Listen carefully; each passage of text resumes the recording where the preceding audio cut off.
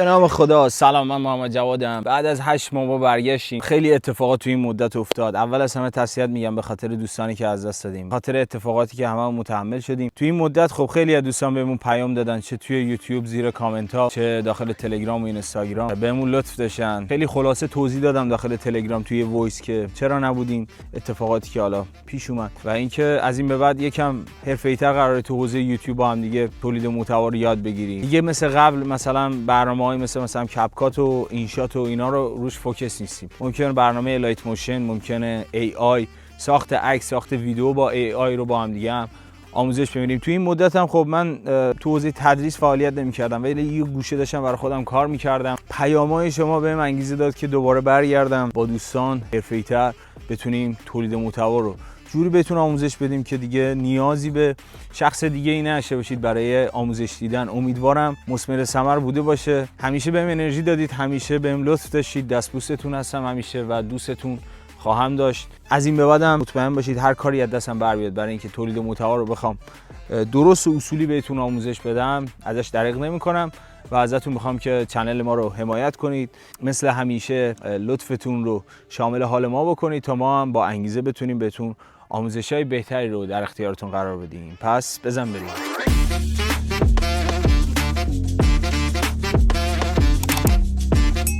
خب دوستان قدیمی تر میدونن این لوکیشن دقیقا همون لوکیشنی که اولین ویدیو یوتیوبمون رو داخلش ضبط کردیم و به اشتراک گذاشتیم. این یه تجدید خاطره هم شد برای من. اولین چیزی که میخوایم تو این ویدیو با هم دیگه مرور بکنیم برنامه کپکات. یه سری ابزارا رو میخوایم با هم دیگه مرور بکنیم که برامون در ادامه مشکل ساز نشه. برنامه کپکات روز به روز داره پیشرفت میکنه، ولی یه سری نکات هستش که باید از همون ابتدا هم روش تاکید بکنیم، هم روش خیلی تمرکز بکنیم که بتونیم کامل، یعنی وسط را نریم گیر بکنیم. اولین چیزی که میخوایم مرور بکنیم گزینه اسپکت ریشیو. خب این ابزار خیلی مهمه به خاطر اینکه شما هر چقدر ویدیوی با کیفیتی تولید کرده باشید، هر چقدر ادیت جذاب و دوست داشتنی که روی ویدیوتون اعمال کرده باشید، اگه این گزینه نامناسب باشه خب مطمئنا دچار مشکل میشید. این گزینه‌ای که اینجا میبینید اسپکت ریشیو، وقتی روش ضربه میزنید یه همچین قالبی باز میشه که خب فضای تیک تاک 1:1 مختص پست اسلایدی اینستاگرام و 16:9 که مختص یوتیوب و گزینه‌های دیگه که واسه صفحه نمایش‌های مختلفه. پس قبل از اینکه بخواید شروع کنید به تدوین، حتما الان خب این ویدیویی که گرفتیم مختص استوری، ریلز و فضای تیک تاک یا حتی شورت ویدیو یوتیوب، پس مشکلی براش ایجاد نمیشه. وقتی البته اینم میگم اسپکت ریشیو جزء ابزارهای قبل از تاچه، یعنی چیزی رو، المانی رو نباید تاچ کرده باشید. وقتی تاچ میکنید این پایین نیستش. برای غیر فعال کردنش میرید تو این فضا ضربه بزنید و ابزار قبل از تاچ براتون فعال میشه. اسپکت ریشیو رو ضربه میزنید و میتونید قالب‌های مختلفی رو برای خودتون انتخاب بکنید. پس قبل از شروع تدوین وقتی ویدیوتون رو وارد کردید حتما به این گزینه دقت کنید. اینم بگم وقتی اولین ویدیو، مثلا چند تا ویدیو رو انتخاب میکنید، اولین ویدیو رو هر حالتی باشه خودکار برنامه میاد همون قالب انتخاب میکنه. الان من 2 تا ویدیو رو انتخاب کردم، یکیش 9:16 و یکیش 16:9. خب ببینید اینجا خب این ویدیو قالبش کلا متفاوته و این ویدیو بر اساس قالب اولیه تنظیم شده. پس اینم حتما دقت داشته باشید که الان خب ما برای اینکه پر بکنیم مجبوریم ویدیو رو زوم بکنیم یا ویدیوهایی رو انتخاب بکنیم که شبیه همه. گزینه دوم گزینه اسپلیت. اسپلیت یعنی برش زدن، یعنی ما با گزینه اسپلیت خیلی راحت میتونیم عکس و ویدیوهای خودمون رو تو هر نقطه‌ای که نقطه پلی هد رو قرار میدیم کات بزنیم و وقتی هم که کات میزنیم وسطش یه ترانزیشن ایجاد میشه که میتونیم انتقال بین 2 تا پلان یا انتقال بین 2 تا ویدیو یا عکس رو یه انتقال جذابتری داشته باشیم که بهش میگن ترانزیشن. بریم با ابزار اسپلیت هم آشنا بشیم، یه مروری هم بکنیم. خب ابزار اسپلیت جزء ابزارهایی هستش که بعد از تاچ صورت میگیره. وقتی ما روی ویدئویی ضربه میزنیم توی ابزارهای بعد از تاچ گزینه اینجا به نام اسپلیت رو داریم که خب برامون کار برش کردن رو یا برش زدن رو انجام میده و ما این خط پلی هد رو هر جایی که باشه قرار بدیم، مثلا میام رو ثانیه 2 قرارش میدم و روی ابزار اسپلیت ضربه میزنم چه اتفاقی افتاد؟ ویدیومون از یه ویدیو به 2 ویدیو تبدیل شد و اینجا از هم جدا میشن. یه اتفاق دیگه ای که میفته، خب اینجوری ما میتونیم هر قسمتی از ویدیو رو که نمیخوایم انتخاب کنیم یا دیلیتش کنیم. مثلا من میام اینجا دیلیتش میکنم، یا میتونیم مثلا اتفاقات، مثلا بیایم اینجا یه زومی انجام بدیم. اینجا ویدئویی که انتخاب کردیم زومه، اینجا که میرسیم تو ویدئوی بعدی رو حالت قبلی خودش یا همون پیشفرض خودش میمونه.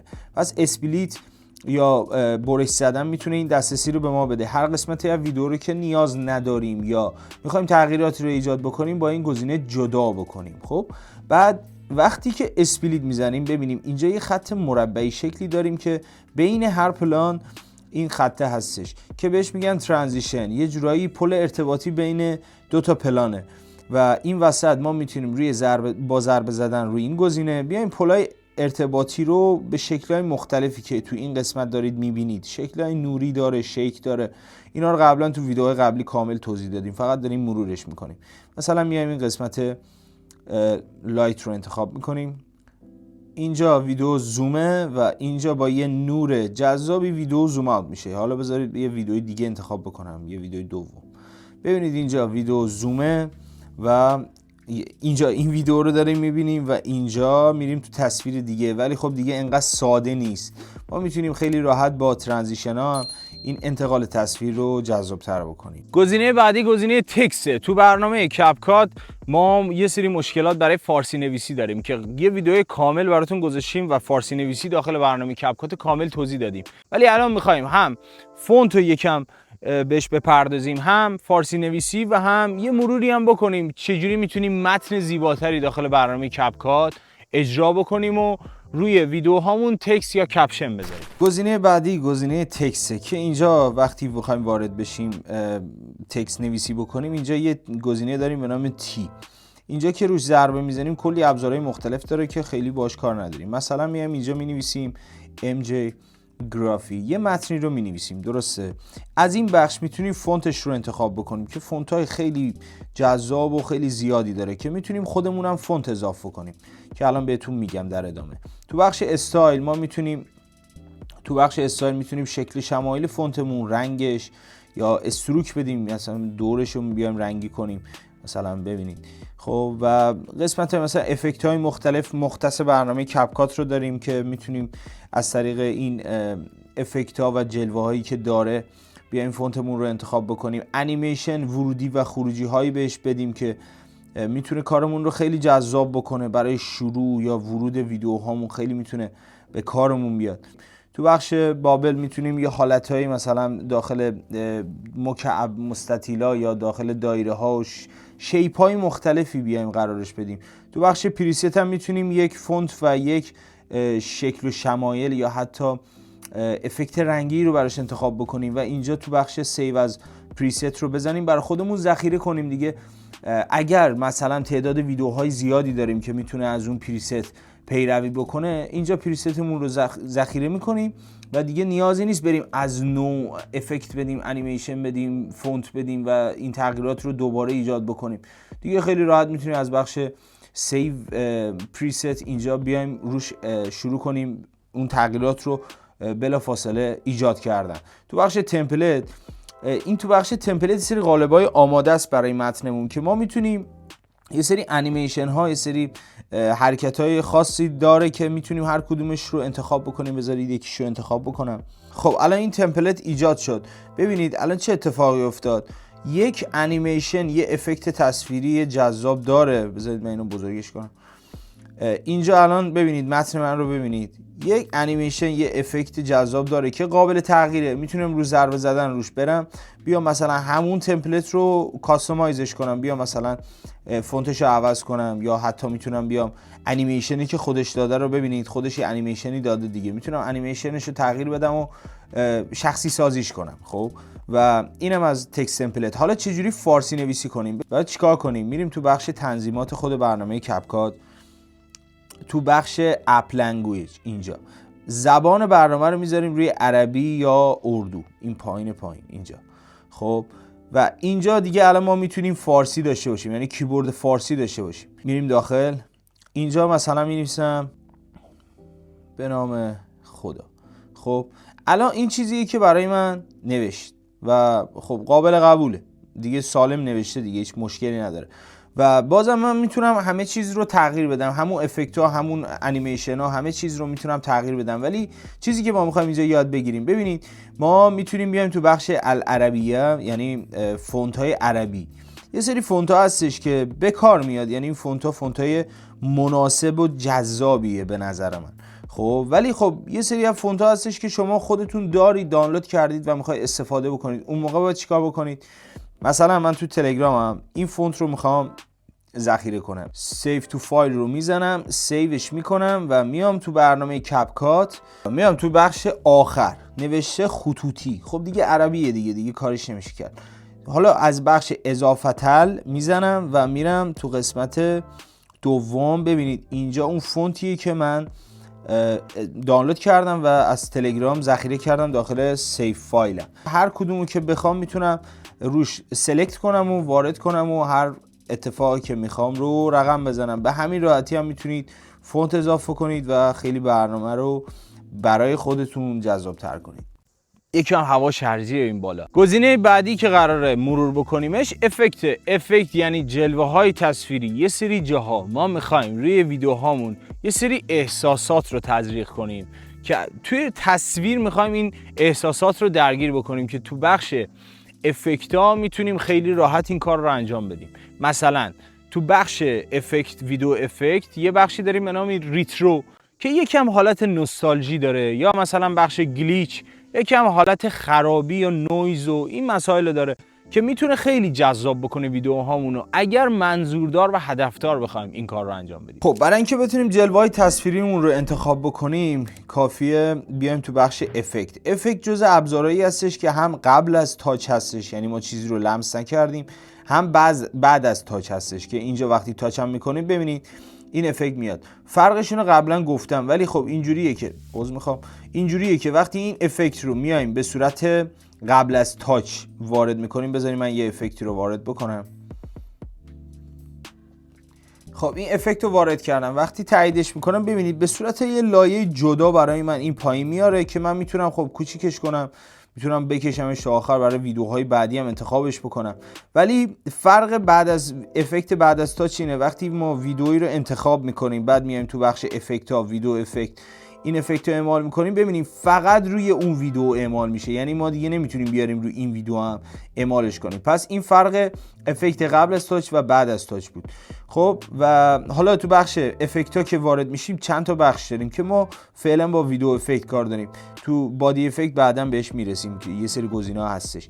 وقتی ما میایم تو بخش دسته‌بندی ها مدل های مختلفی داریم، مثلا اینترو اوترو برای ورودی خروجی های ویدیومونه. تو بخش پارتی مثلا ما میتونیم یه سری المان‌های مختص مثلا جشن و شیک و رنگ و نورهای مختلف رو داشته باشیم. تو بخشای مثلا لایت مربوط میشه به بخشای نوری. اگه بخوایم نوستالژی کنیم ویدیومون رو میایم تو بخش ریترو. بذارید من یکیشو بیارم که بذارید براتون ببینید یه حالت نوستالژی داره که ما میتونیم خیلی راحت از این قسمت استفاده کنیم. حالا اگه خواستید کاستومایزش کنید یا شخصی سازیش کنید میایم تو قسمت ادجاست، میتونیم اینجا قدرتش رو بیشتر کنیم یا قدرتش رو کم کنیم مثلا، یا سرعت اون نویزایی که داره رو بیشتر کنیم یا سرعتش رو کمتر کنید. پس از قسمت ادجاست هم میتونید کاستومایزش کنید. برای اینکه تو ذهنتون بمونه کافیه یکم تو این دسته‌بندی‌ها بچرخید، اون افکت هایی که میخواید رو پیدا کنید. مهمترینش ترندینگ که ترندا و چیزهایی که خیلی قابل استفاده است رو توی این بخش براتون میذاره و همین. گزینه بعدی فیلتر و ادجاست که ربط داره به کالر گریدینگ یا همون تنظیمات رنگ و نورمون. یه نکته ای رو بگم، ما تمام این نکاتی که الان داریم میگیم رو کاملتر تو ویدیوهای قبلی توضیح دادیم،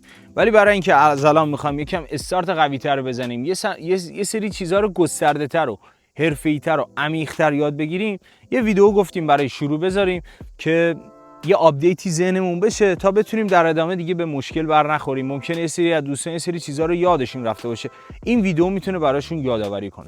خب گزینه فیلتر و ادجاست دوباره مثل افکت ها هم جزء ابزارهای قبل از تاچ المان یا ویدیومونه هم بعد از تاچه، بازم با همون تفاوت که اگر ما فیلتر یا ادجاست رو بیایم به صورت جداگونه، بذارید من یه فیلتر براتون اضافه کنم، اگر بزنیم بیاریم دوباره به صورت لایه جدا برامون میاره که میتونیم رو هر قسمت ویدئوی دیگه قسمت‌های دیگه ویدئومون رو بکشیم و حتی میتونیم اسپلیت بزنیم، مثلا این قسمت رو نخوایم و بیایم کاملا به صورت لایه جدا جدا داشته باشیم و استفادهش کنیم. هم این از این تقریبا مثل همون افکت، هم میتونیم روی ویدئومون ضربه بزنیم و بیایم تو بخش فیلترها یا ادجاست بیایم جداگونه این رنگ و نور رو اعمال کنیم، با این تفاوت که دیگه تو لایه پایینتر نداریم، فقط روی این ویدیو اعمال میشه و دیگه نمیتونیم بکشیمش بیاریم روی این ویدیو.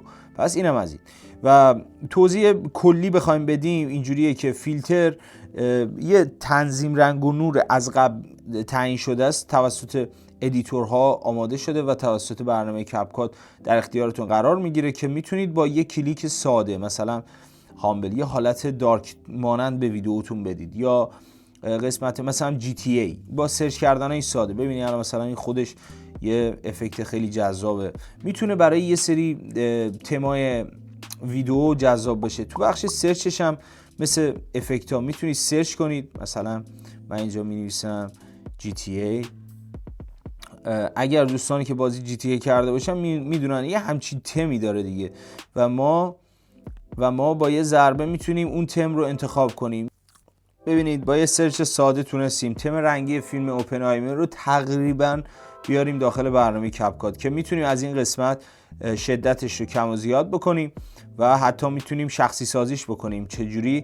میایم تو بخش ادجاستش و میریم تو قسمت ادجاست، میتونیم اینجا ابزارهایی که در اختیارمون قرار دادن بیایم یه سری تغییرات رو اعمال بکنیم. مثلا میتونیم نورش رو کم و زیاد بکنیم. اگر علاقه دارید برای اینکه این قسمت رو بهتر یاد بگیرید، حتما ویدئویی که مرتبط به ادجاست، فیلتر و کالر گریدینگ هستش داخل چنل رو حتما ببینید، خیلی بهتون کمک میکنه که اشراف بهتر پیدا کنید نسبت به این گزینه‌ها. مثلا این گزینه خیلی جذابه HSL که ما میتونیم هر رنگی که اینجا تو این 7 رنگی که اینجا هستش، فکر کنم 8 است، این 8 رنگی که اینجا هستش رو بیایم انتخاب بکنیم و اون تغییرات رو همون رنگ اعمال بکنیم با گزینه‌های هیو HSL. همین مخفف این سه تا گزینه است، هیو، ساتوریشن، لایتنس، و میتونیم بیایم تغییرات رو مستقیما رو همون قسمت ها اعمال بکنیم. آسمون حالت نارنجی داشت و ما رنگ نارنجی رو انتخاب کردیم و حالا میتونیم مستقیما رو رنگ نارنجی آسمون فقط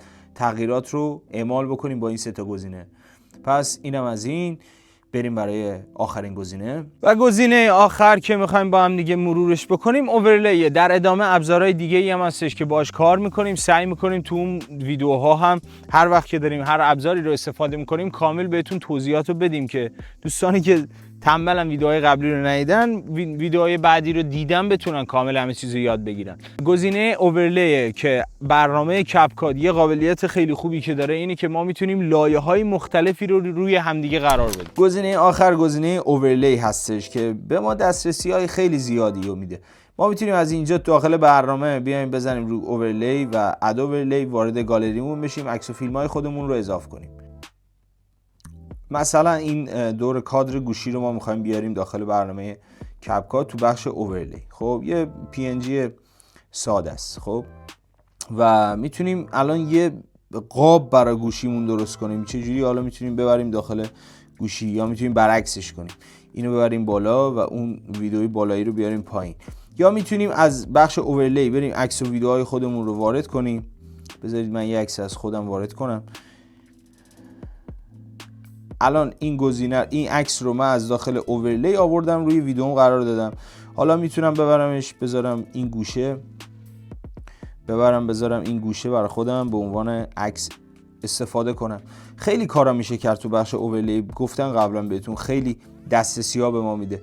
هم میتونیم از بخش اینجا اد اوورلی این کار انجام بدیم، هم میتونیم بیاریم تو لاین اصلی عکس و ویدیوامون رو. مثلا من چند تا عکس بیارم، الان مثلا چند تا عکس از خودم آوردم. خب الان مستقیما آوردم تو لاین اصلی، میتونم روش ضربه بزنم از گزینه اوورلی این قسمت همین عکس رو تاچ کنم و بیارم تو لایه پایینتر. دوباره میتونم بیارم بذارم توی لاین پایینتر زیر ویدیو و عکسای قبلیم. خیلی کارا میشه کرد با این گزینه، خیلی ابزارها رو میتونیم بیاریم استفاده بکنیم و خیلی کارا باهاش داریم. اینا قسمت‌های مهمی بود که قرار بود تو این ویدیو باهاش آشنا بشیم، چون در ادامه خیلی کارای خفن‌تر از چیزی که تا به الان توی چنل گذاشتیم براتون قراره بذاریم. گفتیم یه مروری داشته باشیم که ذهنتون نسبت بهشون یه آشناییت پیدا کنه. اگه دوستانی که از این فضا دور بودنم بتونن با این ویدیو یه کامبک بزنن و بتونیم در ادامه با هم دیگه خیلی خفن‌تر پیش بریم. خب امیدوارم این ویدیو برای شروع یه انگیزه شده باشه براتون. امیدوارم هر جا هستید موفق و شاد و سلامت باشید. هر نقطه نظری، پیشنهادی داشتید در خصوص ادامه تدریس و ادامه آموزش‌ها توی کامنت ها بهمون بگید. اگه دوست داشتید ما رو سابسکرایب کنید، زنگوله رو هم فعال کنید که توی ادامه ویدیوها و آموزش‌های بعدی رو از دست ندید. خیلی دوستتون دارم. موفق و پیروز باشید. فعلا خدا نگهدار.